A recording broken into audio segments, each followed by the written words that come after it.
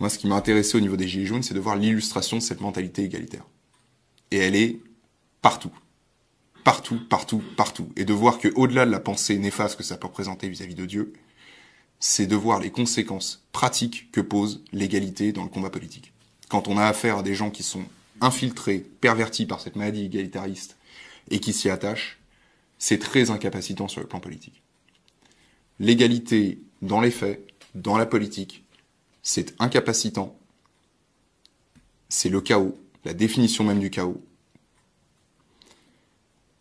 Et fondamentalement, c'est la promotion du règne, du plus vil ou du plus fort. C'est la loi libérale au niveau politique. Le plus vil ou le plus fort gagne avec l'égalité. Il n'y a pas de hiérarchie naturelle, il n'y a pas de promotion de la hiérarchie naturelle, donc c'est un combat permanent au sein des fuseaux. Le système est présent pour flatter systématiquement les égos individuels, pour vous dire que non seulement vous êtes formidable, exceptionnel et unique, mais qu'en plus vous devez comprendre et vous devez comprendre mieux que tout le monde, et qu'à ce titre, vous avez une légitimité à impulser vous-même une direction. On pourrait croire que cette volonté, quand elle est donnée aux individus de la base d'un groupe, ça décuplerait la volonté. Faux. Ça ne donne que des volontés conflictuelles.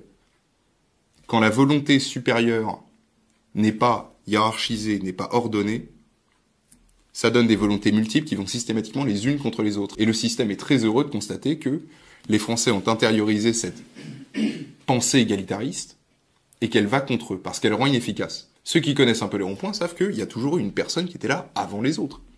Cette personne, elle n'est pas nécessairement, c'est pas nécessairement la meilleure, c'est pas nécessairement la plus qualifiée, c'est pas nécessairement l'élite. Elle était là avant les autres, elle a impulsé quelque chose, et les autres ont suivi dans ce sillon. Simple.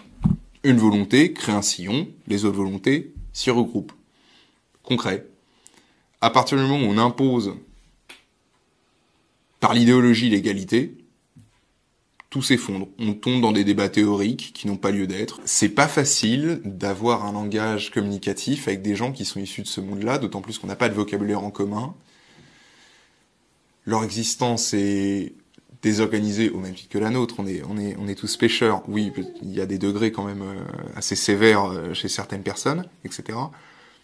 Faire cet effort sur soi, auprès des personnes qui ont les bonnes motivations et le cœur bien placé, donne toujours des bons fruits.